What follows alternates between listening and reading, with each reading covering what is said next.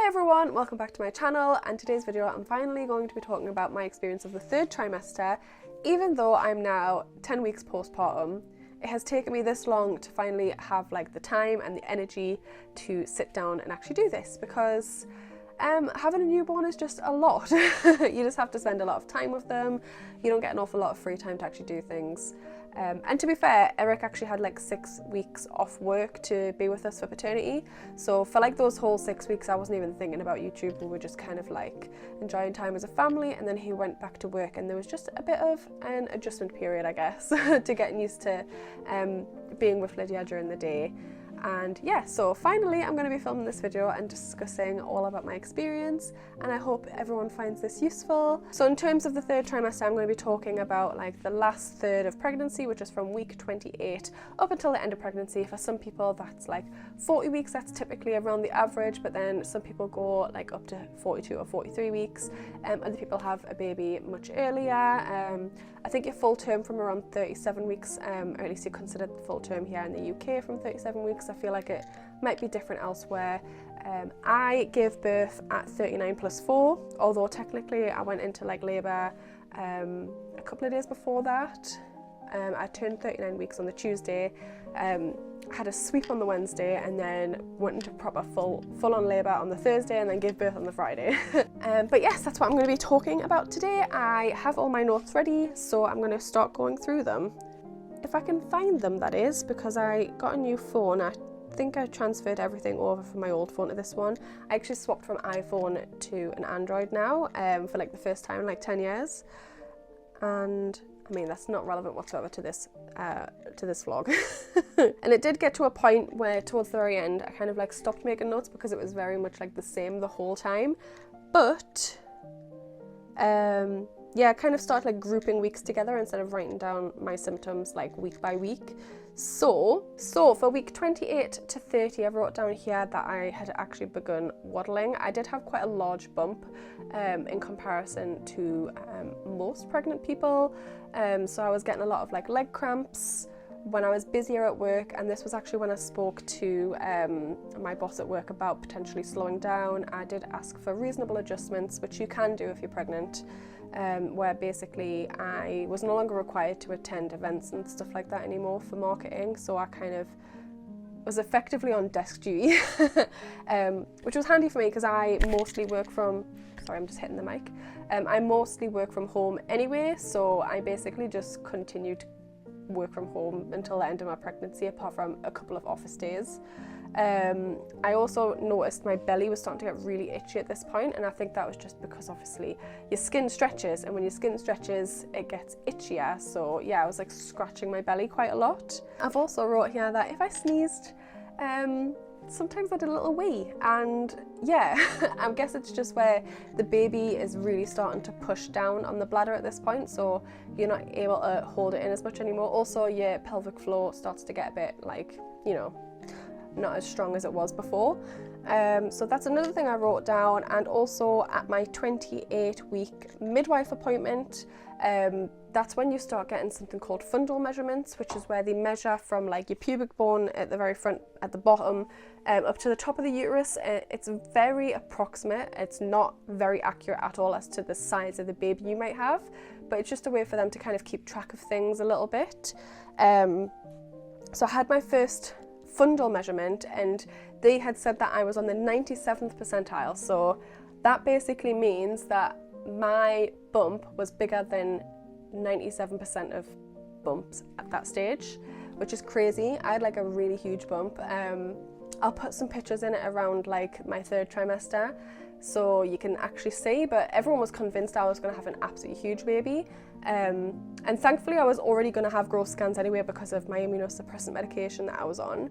But yeah, so either way I would have had growth scans, because when you have like your bump measuring really big, they send you for a growth scan in case, you know, you're going to have a huge baby, you might need like a C-section or whatever. But yes, 97 percentile bump, kind of crazy. Thankfully I actually had quite a small baby, so it turned out later on I found out that I had too much amniotic fluid, and that's why my bump was so big, which is another reason why you can't like use fundal measurements for accuracy on how big your baby's going to be, because you're measuring everything in there, amniotic fluid, the size of your placenta, any extra weight that you're carrying from being pregnant, or you know, you've also got 50% more blood, so your skin in general is more puffier and whatnot. For weeks 30 to 32, I've wrote down that I had a lot of hip pain. So before being pregnant, I already had something called greater trochanteric hip pain, or whatever, I can't remember the full name of it, but I was already getting physio for that, so I kind of knew my hips were going to get worse while I was pregnant, because obviously there's a lot more weight, there's a lot more pressure in that area, in the pelvic region. I've also wrote down that I was getting a lot of hip cracking when I was changing positions from like sitting and standing. I started getting Braxton Hicks around this period as well, which wasn't too bad, to be fair. Like, they weren't super painful, but I definitely got like tightenings, and like my belly would go hard to the touch. I was also having the usual leaking nipples, which I already have spoke about in my second trimester video. I was definitely starting to get a lot of back pain, as I was getting a lot more weight at the front at that point. So yeah, I was definitely like struggling with my back. I was finding it difficult to sit comfortably for work. But I did have a scan at that point, a growth scan, and everything was all healthy and normal. And that's when I found out that my baby was actually measuring on the 50th percentile, because they take measurements of like the femur and like other parts of the body and the head and stuff, like the circumference of the head, to find out like how big your child is. And that's obviously when I found out that my bump was really big, but my baby wasn't super big. She was actually pretty average and normal. Okay, so I realised I completely forgot to talk about my 4D/3D scan that I also had done at Window to the Womb. So I thought I'd quickly do that now. Also, sorry if you can hear my baby in the background making noises, she's awake. So basically, when I was about week 28, I believe, me and Eric had booked in a private 4D scan, because we just really wanted to see what Lydia's face might have looked like at that time. And it was just lovely to put a face to what was growing inside me, if you know what I mean. We had a great experience. The people there were absolutely fantastic. We went to the one in Crablington. I do highly recommend it if you are interested in getting one done. And yeah, these are some pictures of Lydia's face when she was inside me when I was about week 28, and it was just really exciting. And it was a really exciting week in general, because it was also, another side note, just before, I think, like a few days before, or maybe the day before, actually, the day before our baby shower, where we celebrated with our friends and family. I'll put another quick photo in here of our baby shower, because we just had the absolute best time with our friends and family. And yeah, side note over, I will now go back into the video. For weeks 36 to 38, this is when I kind of started collecting colostrum. Not everyone does this, and also I don't think everyone really knows about this either, but because I knew there was a potential of complications at birth because of my health condition and my medication, I wanted to have colostrum just in case I needed a bit of extra, like a bit of an extra boost to help my baby feed with breastfeeding, because I did really want to breastfeed, although I was open-minded about if it might not work for me, or if it doesn't work for baby. I was obviously willing to formula feed as well. I started collecting colostrum when I was 36 weeks pregnant. You just use these like little syringe kits. You can ask your midwife for them, or you can buy them online. I will leave one link down below if you choose to buy one, or if you find out it's not available in your area. But like, yeah, you use these like little syringes, you use a sterile cup, and you can kind of hand express. I'll also leave an NHS document down below on how you can collect colostrum and get all the information there. You can store it in the fridge for like up to 24 hours while you fill up like a whole syringe, and then you can freeze it and you can keep it frozen for like 6 months. We actually still have some. They're really handy for like viral infections and stuff if your baby gets sick. People call them like a little shot of liquid gold, and they can help babies get over illness much quicker for their first 6 months of life. So we do still have some, and we didn't actually need to use it, thankfully, like when we were in the hospital. Our breastfeeding journey, although it was a bit rocky, like it wasn't terrible. She was still feeding and stuff, and she was getting enough feed, so she didn't actually need to have any supplements or anything. So that's all right, and we do still have some. I've also wrote down that my stomach was starting to feel very heavy at this point. Like it was really starting to like pull forward and down rather than being like up and inside my abdomen. So I was starting to find walking very difficult at this point. and because of my hip pain, if the ground was ever like slightly uneven, like it was kind of, it basically just set off everything in terms of pain. I've also wrote down here that I was getting a lot of hip pain and I had to constantly change position from sitting to standing, using my birthing ball. In fact, when I was working from home, I used like a little like laptop table and I just sat on my birth ball with the table in front of me, which I found helped quite a lot. It really helps to relieve the pressure in the hip area and in your joints. I can hear my baby having a little bit of a whinge downstairs. She's with Eric. Waiting to see if they need me. I did feed her before doing this video, so hopefully she doesn't need feeding. At 38 plus 5 weeks pregnant, I went to the pregnancy assessment unit at the hospital because I had noticed some reduced movements. Throughout my whole pregnancy, Lydia was quite an active baby. There wasn't very many periods where she wasn't moving around.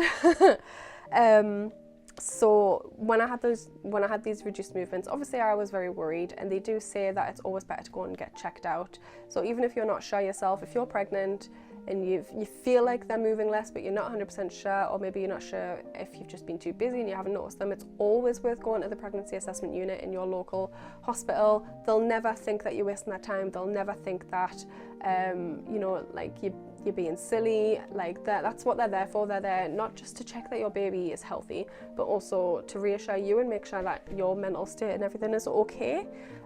So yeah, I had some reduced movements. I went to the pregnancy assessment unit and I got monitored. And thankfully she was good. All of the assessment that they did showed that she was healthy for her gestation. I then went home as normal, and then like 2 days later I had another growth scan. And while I was at that growth scan, I had mentioned that morning that I felt like she hadn't been moving as much that morning again. So I had another assessment, and at that point they'd actually started to say that her growth had tailed, so she'd started to slow down in growing, and that's kind of like an indication that there could be a problem with the baby. And they recommended induction, and I wanted to avoid induction where I could, obviously, unless you know, I medically needed it, which they said that I didn't medically need an induction, so they offered some other options.